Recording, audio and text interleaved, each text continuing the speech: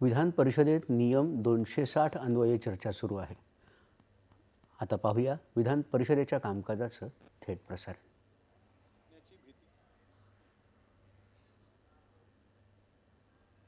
जमीन आहे 82 आर जमीन त्यामध्ये गेलेली आहे। 1 हेक्टर 71 आर जमीन शिल्लक आहे।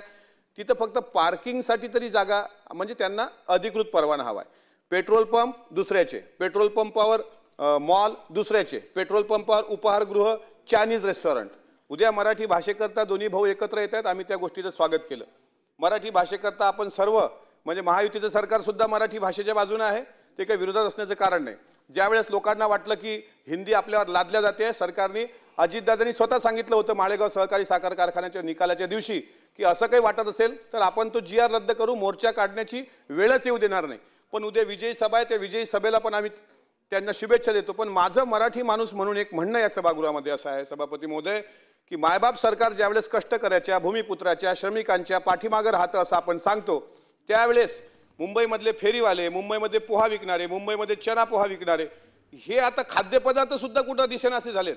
कुठल्या रेस्टॉरंटमध्ये जा तुम्हाला उत्तप्पा, इडली, वडापाव अगदी आषाढी एकादशी